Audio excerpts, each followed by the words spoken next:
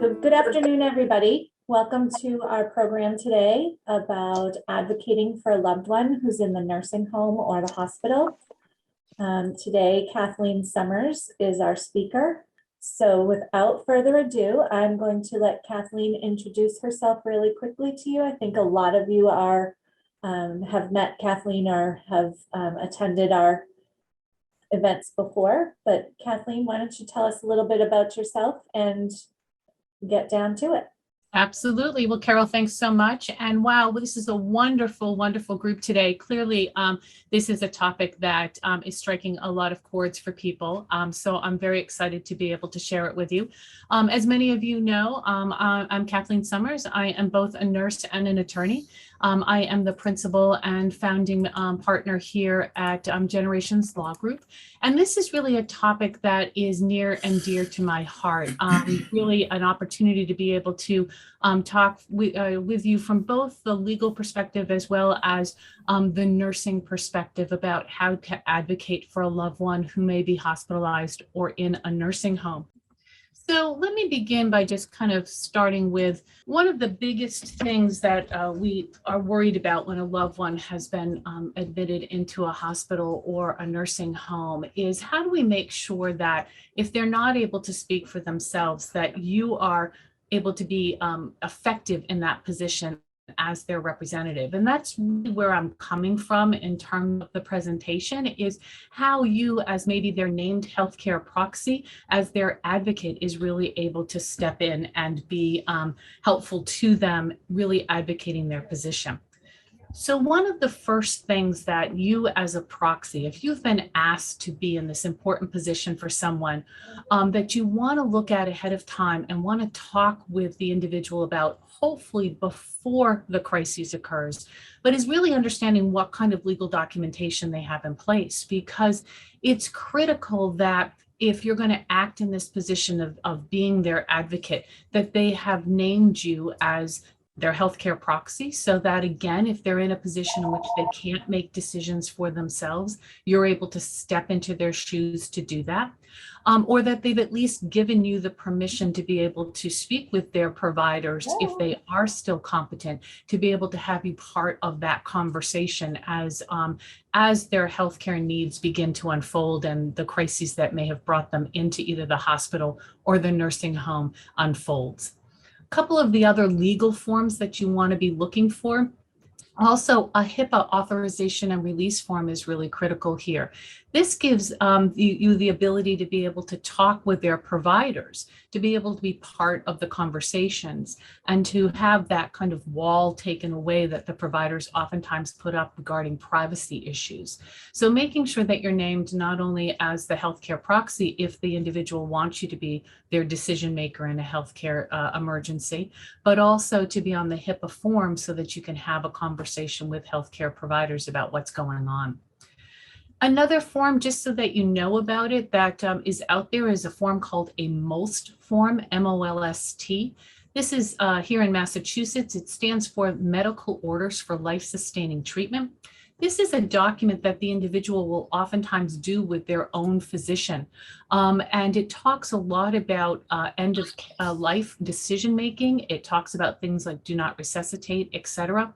Think of it like a prescription form, and it is something that follows the person regardless of what setting they're in, which is really the intent of it, whether they are in the home setting, whether they're in a hospital, in a nursing home rehab setting. The MOLST form can be utilized and followed by the healthcare providers to ensure that the wishes of your loved one are carried out. A couple of other forms to know about. One is a living will. This is actually more like of a statement document. It talks about not wanting to have extraordinary measures and not wanting the person's needs to be met in terms of healthcare, but not wanting those extraordinary measures in end of life. One thing to know about living wills, they're not actually legally binding here in Massachusetts. Again, we look to go to a proxy to have someone stepping into the individual's shoes to make decisions based on what's happening at that time. But it can be helpful to you if you are the decision maker to give you some direction about what's important to this person and what they would want to have done should they not be able to communicate with you. A durable power of attorney. This is really a document that handles non-healthcare related decision-making should someone not be able to do so for themselves. It really is a financial tool. It allows the person who's been named in the document as the attorney in fact to manage things like bank accounts, paying bills, all of the financial aspects. So if you are not also the person's power of attorney, it is something that would be helpful to know who is acting in that capacity for them in case you need to coordinate around things like how things like nursing home care is going to be paid for or care at home, all of that.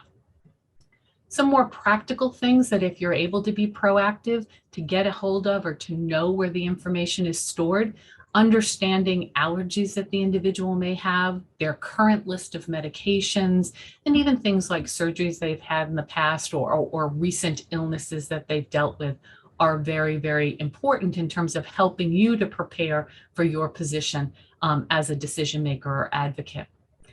And lastly, I just want to touch really briefly on court appointments. These are really where we have the court get involved in terms of naming someone as a guardian. If there isn't a healthcare proxy in place and the individual lacks the capacity to be able to name one, a court may need to get involved to have someone appointed as a guardian or a conservator, and this would be somebody who is appointed to handle the individual's finances. But if you ever find yourself in a position or needing to be in the position of asking the court to appoint you as a guardian or conservator, it's very important that you work with a professional to understand what those roles really mean. But again, this is when the documents have not been put in place ahead of time, the decision-making has not been proactively addressed, and now there's been a crisis and you need to move forward with getting put in place as guardian so you can help to make decisions for the individual regarding healthcare. So where to begin? So once you know what their documents are, and let's say you have been asked to be someone's healthcare proxy. So this again, if possible, beforehand, you'd like to have these conversations. And certainly even if someone is in the hospital or in a nursing home, if they're still competent and capable of being able to participate, you want to be able to really have a conversation with them to understand what's important to them with respect to their healthcare decision-making. Review their healthcare history with them so that you can understand again where they're coming from, what kinds of issues that they're dealing with so that you can more effectively help to advocate through the healthcare process for them. Having this conversation and talk with them about the fact that it's super important that you understand the framework for decision-making for them. You don't want to be left in a position in which you're having to make these decisions in a bubble without having any kind of point of reference as to what's important to them. Tell them that it's critical to you that you're acting on their behalf and that you are doing what they would want to have done if possible in that circumstance. So having these important conversations beforehand, if possible, so that you can get a framework for how decisions would be made should you have to step into their shoes. But certainly, again, making sure that even if they have been hospitalized or in a nursing home setting, you reach out to them to see, can they help to participate in helping to guide you through the decision-making if it becomes important for you to be in that position for them. Remember that just because someone has a diagnosis of, let's say, dementia, doesn't mean that they can't participate and share with you what's important to them around healthcare decisions. Do they want to be at home if possible? What would that look like? How could they end up getting their care provided at home if that is their desire? Knowing what their finances are and understanding who their power of attorney is can be very critical in this circumstance so that, again, you have a framework for the decision-making as time goes on. End of life decision. Whether they have specific wishes around things like the use of feeding tubes, being intubated, being maintained on some kind of life support. talking about these things ahead of time really makes sure that you've got a good foundation for the place where you may be in terms of being their decision maker. And the other thing you always want to keep in mind is if the person has a family, or if you're part of their family and there are other individuals who may be involved, how do you also address issues of family unity? If this individual's asked you to be the proxy, remember you are the decision maker, but you still also want to take into consideration where you can, keeping others informed if it's appropriate about what's happening, about the decisions that are being made, about the person's condition. This can go a long way to keeping family unity and to making sure that no one feels like they're being left out. Again, you want to make sure it's appropriate to do so and that this individual would want you to share the information with these others. But if they are open to that, keeping things as clear as possible for others, letting them know what's happening in a timely manner can really go a long way to keeping family unity as this crisis unfolds. Some things to know as an advocate just about what to do when someone is hospitalized. Things are so different right now in this COVID world, and not being able to go into oftentimes the medical facilities still with a loved one when there's been a crisis that has happened or some need for services can really be a hindrance to us. We can't go in, we can't meet with people in person necessarily. We can't be there to talk with them in person. So kind of understanding some of the important things to help get to them if they're in the hospital or even in a nursing home setting is really important to make them feel more at ease and at peace while they're there, and to give you also a sense that you're able to keep communication open. So certainly all of those legal documents that I talked about, if there's a healthcare proxy, if there's a MOLST form, et cetera, the HIPAA authorization and release, getting copies of those or having copies of those that you can get over to the facilities is going to be critical so that you are recognized as the advocate for this individual.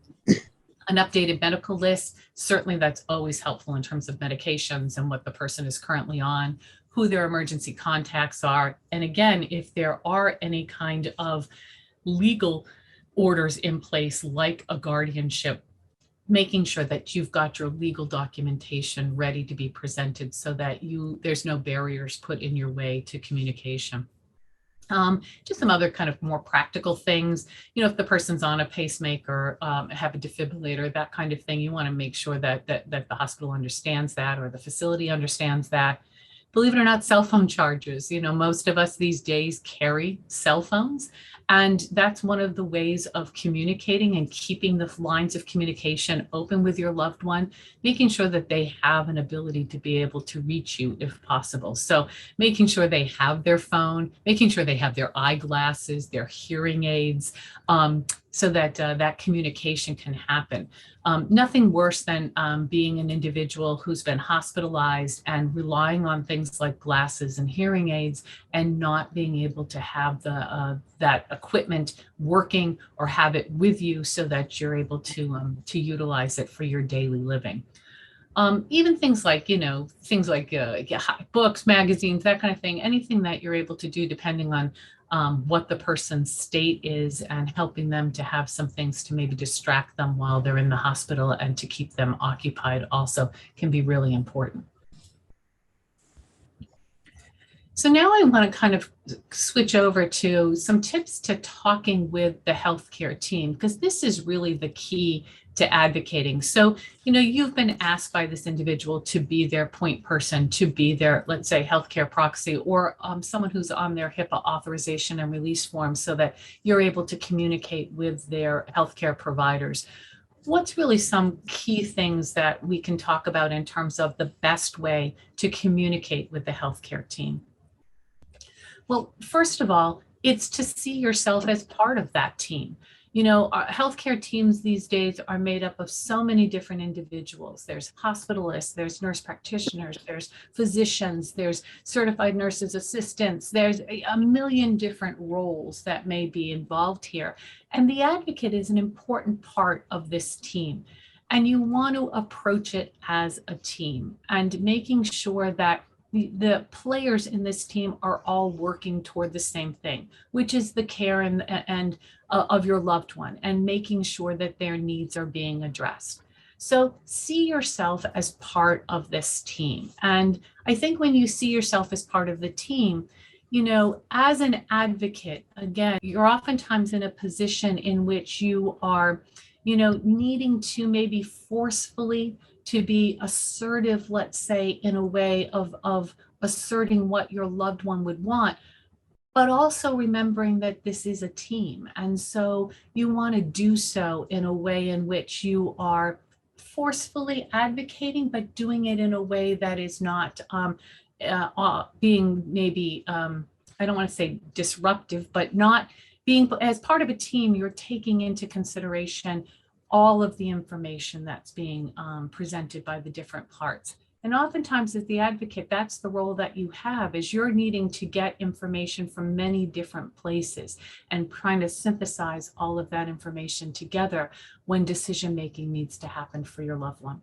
So seeing yourself as a team player is important. Now, that doesn't mean you're not willing to go out on a limb when you need to and to push issues when you need to.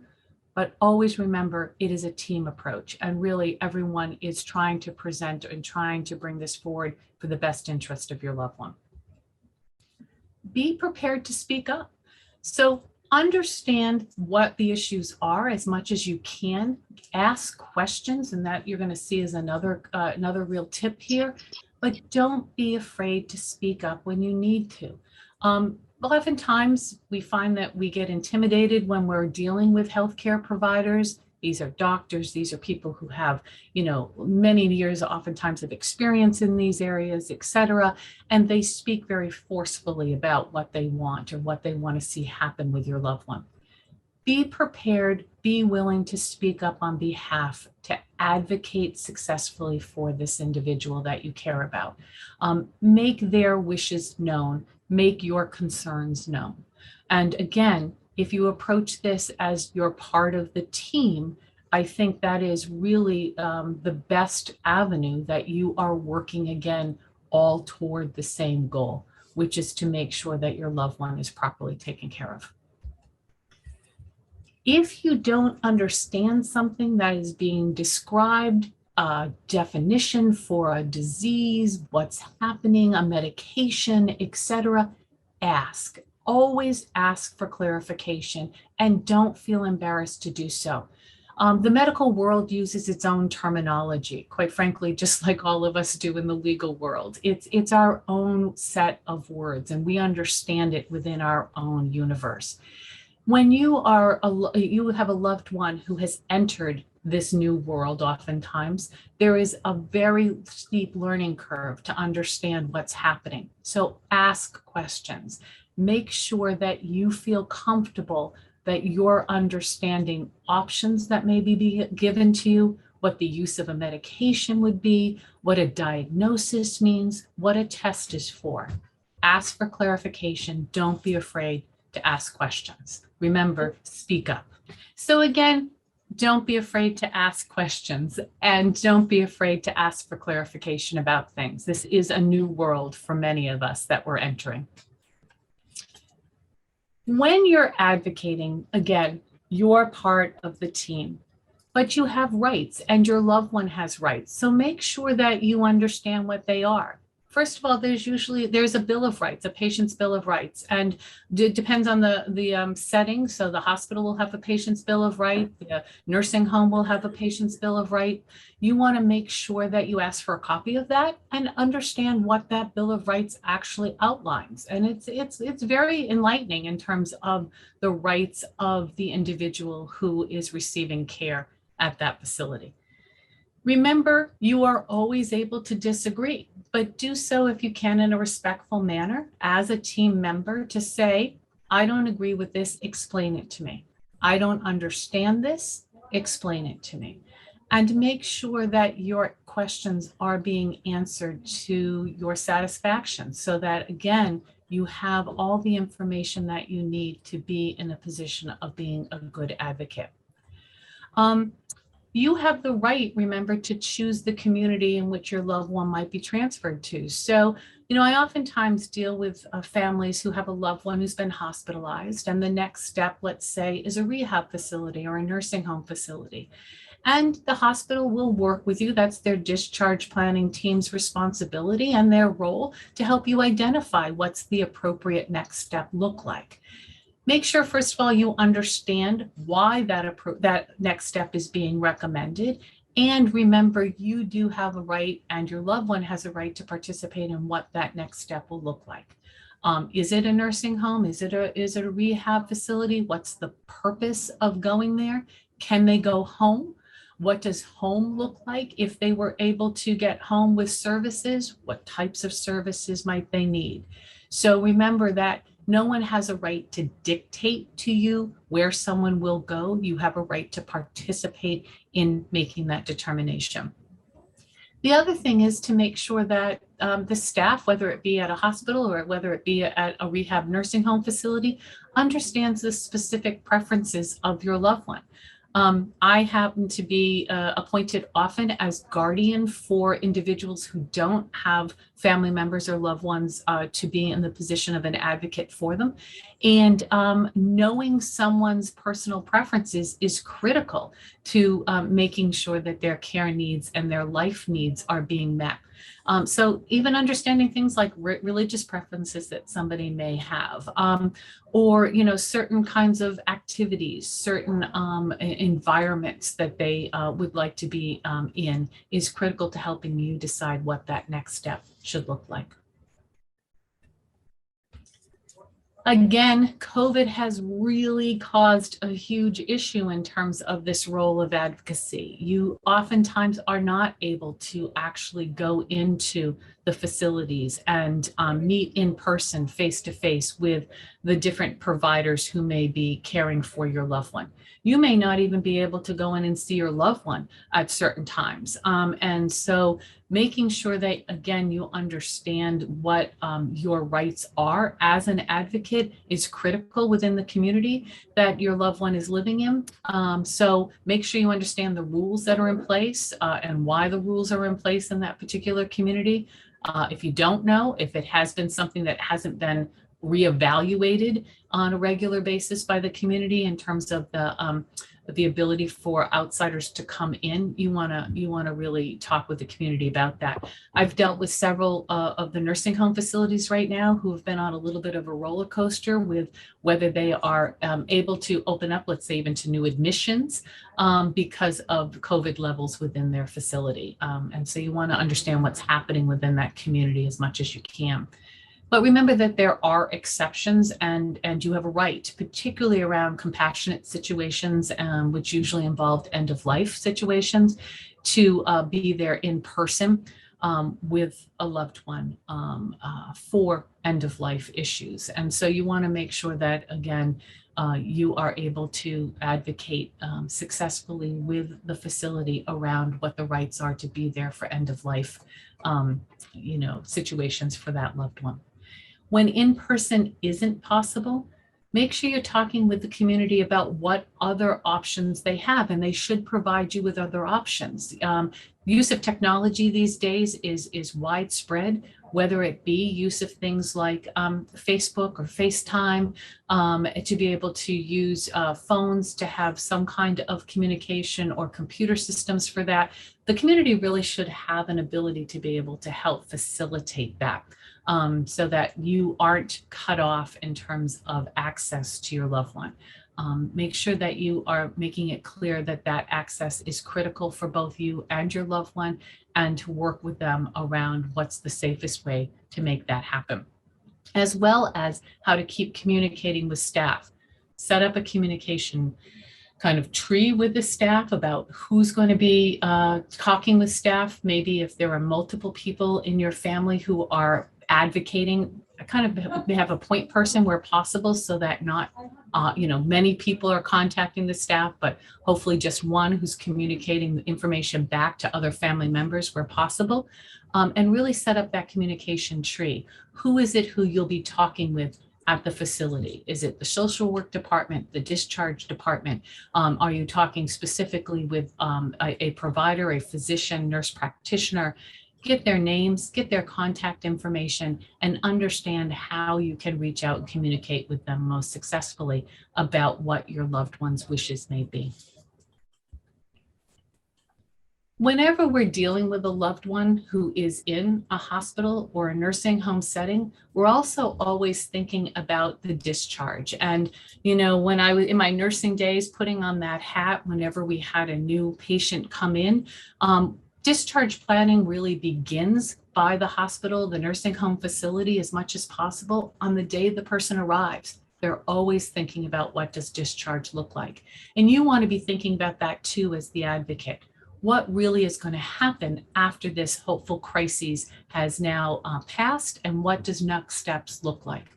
So you want to, again, work with identifying, understanding who the social worker, the case manager, the discharge planner is, who's working with your loved one, making sure you know their name and how to get a hold of them, and that you have regular communication with them about what the next steps will look like when they happen. Be sure that you understand any treatment plans that are being suggested here or ordered for the individual, that you understand why the treatment plan is being ordered and what's being prescribed or recommended. Ask those questions. Don't be afraid to get clarification where you need it. Remember too that you have a right to participate in understanding what that treatment plan looks like and where it's going to happen. Remember, you have the ability to be able to participate in deciding what the next steps look like and what the next, let's say, facility, where the next facility will be, so that your loved one is getting the care that they need. Make sure you understand medications.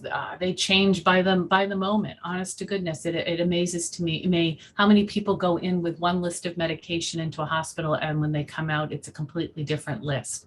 When someone's going home, this can cause a lot of problems, because oftentimes at home, they've got medications that they've had previously. Things can get very easily confused. So you want to make sure that there's a plan in place, whether it be things like visiting nursing that comes into the person's home after they've been discharged for a period of time, or private pay to have somebody come in if possible, to be able to make sure their medications are correct, and that you understand, and your loved one, if they're able to participate and understand what those medications are for, how often they're supposed to be taking them, the purpose of them, and any kind of side effects that you may be looking for with respect to those medications. Understanding about specialty services that they may need.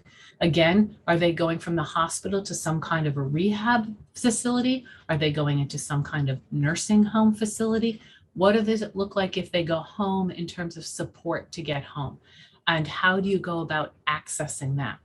Working with the case managers as much as you can at the facility that they're coming from. So at the hospital or the nursing home before they go home is really important, so that you have as many of these services identified and in place before the individual gets home.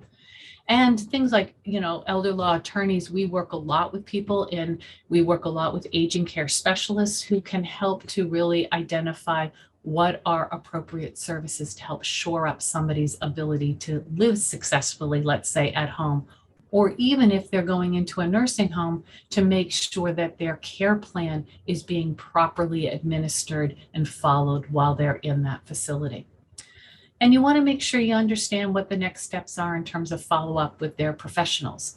When they're supposed to see the doctor next, how are they going to get there? How is all of that going to be arranged so that they can get the follow-up care that they need? So being an advocate takes a lot of work. It's making sure that you have in place as much as possible the legal framework that you will need to be successful in an advocating role. That's being healthcare proxy, the HIPAA authorization and release form, a guardianship if necessary. Trying to take the time to understand your loved one as much as possible beforehand, so that you have a framework for decision-making for them, should you have to step into their shoes to make these important healthcare decisions. And remember that you are a critical part of the healthcare team as their advocate. Don't be afraid to ask questions. Make sure that you understand what is being prescribed to them, what is being recommended, and that you remember you have a role to play in terms of being a part of decision-making for next steps, what those will look like, and making sure that your loved one's needs are taken care of. Questions? So Kathleen, I know we do have some questions, but I just wanted to bring up the point, and I've had some questions in the chat box to me about getting the conversation started and how to bring that up, because it's a very difficult conversation. A lot of people are resistant to talking about it. So I put in the chat box links to our how to have the conversation with either with your aging parent or with your adult children, depending on your perspective. So you can download that ebook. It talks about why it's important, how to get the conversation started, who should be there. It's a little workbook that may help you get started. And there's also the conversationproject.org. They have also a lot of tips and some videos on how to get a conversation started with your loved ones as well. So that's the conversationproject.org, and I'll put that in the chat box as well. So with that said, ask your question. My two big questions are, I suffer from mental illness, and I might end up in the hospital because of more of a physical problem, but which impacts my bipolar condition, and it might be unpredictable what happens to me. I also have an eating disorder, and have to eat a certain way that is mandatory by my eating disorder. Those are things that many hospitals cannot cope with. And that has been my experience from other, being in the hospital for other surgeries. And do you have any just brief insights as to what to do about that I can tell my relatives who will have to deal with me? Should I become hospitalized? Should I need help? And I can't advocate for myself.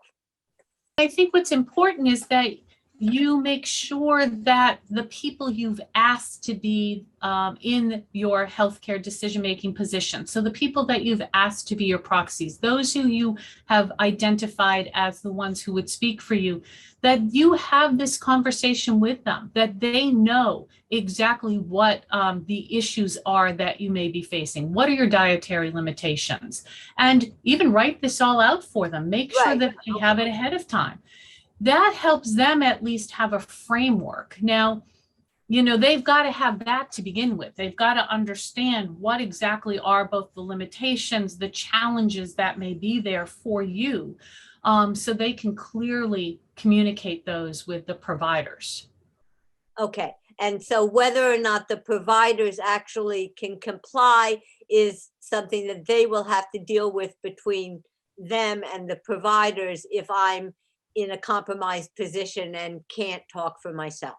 And that you're right. I mean, it's so easy for me to say, you know, well, just go ahead and make sure they have a list of what you need in the framework. But you're right. It really comes down to then how successful they're able to be in terms of advocating for you and being able to go in there and say, and this is where it talks about, or I talked about, you know, don't be afraid to speak up. As the advocate, you need to kind of be choosing someone who has the ability to be able to speak up for you, and will insert themselves as needed.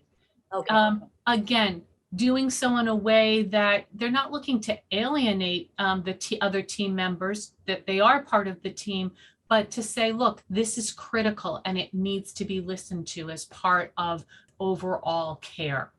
Okay. Secondly, is it customary, and I don't know this because I haven't been in the hospital in a long time, that my prescribing psychiatrist who deals with my mental illness would be kept in the loop with a doctor at a hospital, or is that not necessarily something that would happen? Don't I wish that was how our healthcare system worked? But as you and I both know, that a lot of that depends on where you end up being hospitalized, what their community looks like, who has permission, who has the ability to be able to be part of the care provision.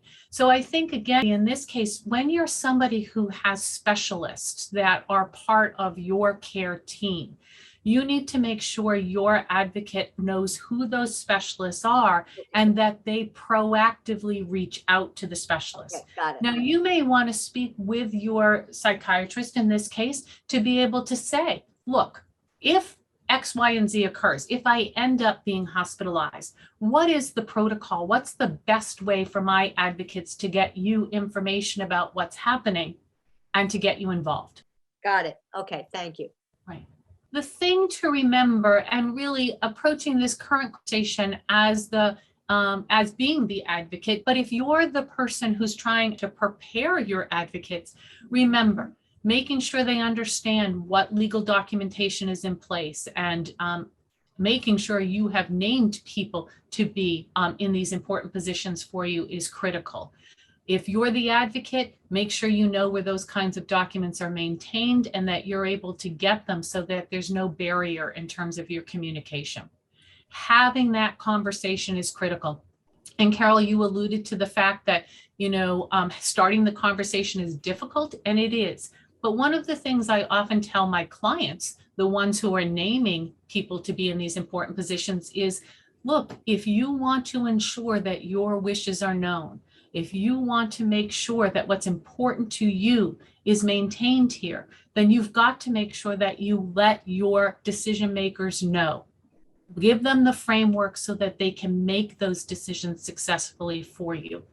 And I tell the people who have been asked to be in these important fiduciary positions, ask the questions. Say, look, you've given me this responsibility. Thank you for allowing me to be in this position for you, but help me to understand what's important to you. Because if I get into that position of having to make decisions for you, I want to know what you want in this position. I want to make sure that I'm doing this based on what's important to you. And so making sure that you approach it that way, you really are giving each other a gift. There's nothing worse than being a healthcare decision maker for someone, not having the framework, and then having to wonder whether you did the right thing. So helping to provide as much of that framework ahead of time is a gift to the individual that you've asked to be in this important position. And if you are the decision maker, you want that framework to help you parse through what may happen. We can't plan for everything, but at least a framework will help to give you a good idea of where to and how to approach decision-making for your loved one. And don't forget, you are part of the team. This is a large system that someone's entering into, and you are a critical piece of the team as someone's advocate. Kathleen, there's a question here. How does one pay privately if they're not on Mass Health and need care, like the family got into a crisis before proper planning? Is that a whole nother webinar in itself? Probably a whole nother webinar in itself. And, and unfortunately, a lot of times while we're waiting for benefits to get in place, if someone does qualify for them, it is a private pay situation for a lot of the services that are there. Certainly elder law attorneys are a place to go. Councils on aging, your what's called ASAPs in your area, your aging specialists are important to turn to find out some information. So do know that there are communities, certain towns also have town support that you can oftentimes reach out to. One of the things we always try to encourage clients to do is to find out what's available in their area before a crisis occurs. Know what's around you, know what the resources are. If you've got a loved one who's been diagnosed recently, or you're someone who may have been diagnosed with an illness or a condition, use the time before a crisis may occur to understand what might be available out there to you so that you're not in the middle of a crisis while you're trying to make some decisions. Thank you. All right, thank you.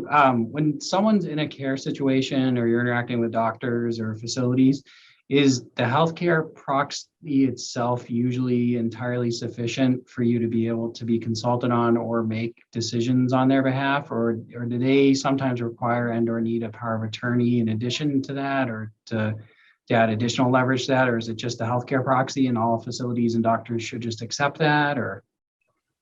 So that's a great question. So first of all, the healthcare proxy in and of itself should be the document that does identify the individuals who are able to make decisions for the person.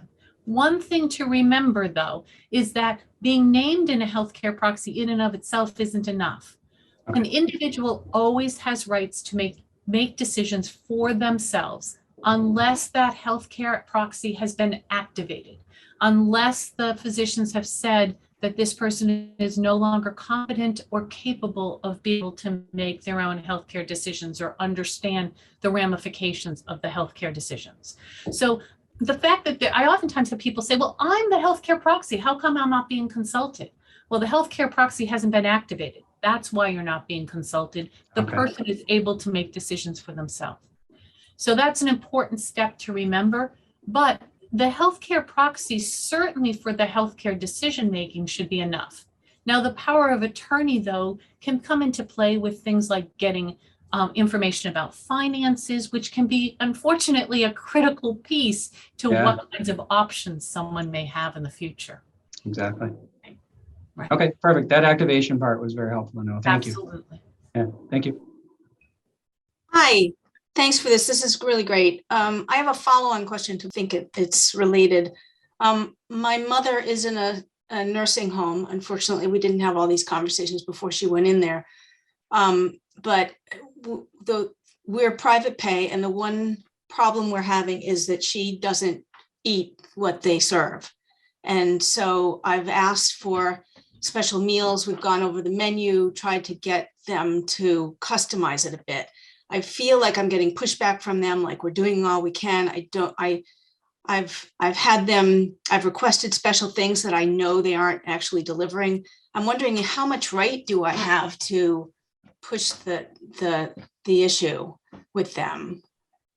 Well, since it is custom and it's not, part of their program. Right. And this may be an issue that you run into that, certainly the facility does have a certain ability to say, this is the parameters of what we're able to do. And well, let me step back. If there's a medical need, so if this is a medical order, someone needs a certain type of diet, someone needs a certain type of, let's say it's soft foods or that kind of thing, that usually comes from a medical order.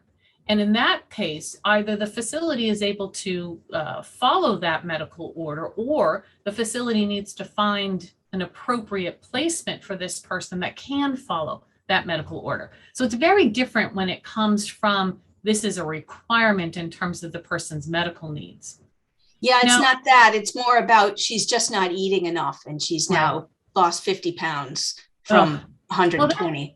Yeah. Well, so from my perspective, and I think as you were saying, it's starting to get to be a little bit of a question as to whether this is a medical issue. If someone is losing that level of weight, this is now a real concern. And is it just diet, or is it more? Another thing too that you may want to discuss with the facility, but again, this comes into, unfortunately, what people can afford, but can people bring things in from the outside? What does that look like? What does the, facility support in terms of food coming from the outside? And how can that be maybe brought together in terms of an approach for her? Yeah, we do that a little bit. Part of me is afraid that we're kind of interfering with her daily routine and that she'll stop eating the food they serve and come to expect us. But, as for supplementing, I think we are able to do that. But that's another important thing I think that you just brought up too, which is, again, remember, you're part of this team. So another conversation with the team is, look, what has been their experience? If you all didn't bring in or began to bring this back, the weight loss that you talked about concerns me a little bit, but if you brought this back, what does that look like? So let me bring to this.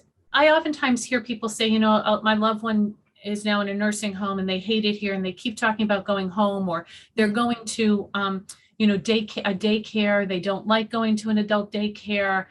And oftentimes we find if you give the person the ability to make the transition, that then they do make that transition. And so I think your question about whether is your bringing in the food actually harming that. And this is where having a conversation as part of the team is what's our best way to judge that? Yeah. If we began to step this back, what would that look like? But I do think you need to continue to address from a medical standpoint the weight loss and say, what's going on here? And this is a concern. That's a great angle, I think, because I think we've exhausted everything else. Right. So it could very well be Absolutely. medical. All right, I will And approach it that way. Medication related, there's lots of things Yeah. that can interfere. So absolutely. Great. Thank you very much. You're welcome. What happens when the team at a nursing home or assisted living is non-compliant to requests? What rights do you have?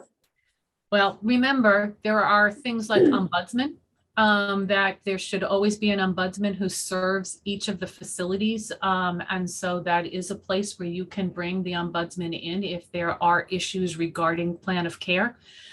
There should be a written plan of care for someone in a nursing home facility that outlines what's being done for them. And you do want to make sure you understand that plan of care, and you have a right as the advocate to be, looking at that to make sure that it's being followed. Using an aging care specialist, again, this is usually a private pay situation, but an aging care specialist, they used to be known as geriatric care managers, but these are people who oftentimes have a background as either a social worker, a nurse, that type of thing, who can go in and actually evaluate that plan of care and assess whether the facility is meeting it. Don't be afraid to push. If the facility is not doing what it is that they have said they will do, and again, that plan of care is really the basis for a lot of it, go ahead and bring it up a level. What's happening here? I need to know. Continue again. This is a team approach, but it may get to a point where you need to say, the team as a whole, it's not working. Certainly kind of the nuclear option is that this isn't the right place for this person. But that again can be much easier said than done. Moving somebody out of a facility can be as disruptive to the individual as potentially the, quote unquote, bad care that they're receiving in this particular facility. But know what your rights are through that Bill of Rights. Know who the ombudsman is and who you can bring in to begin to work through issues. And by all means, know what that plan of care looks like for your loved one and make sure it's reflecting their needs.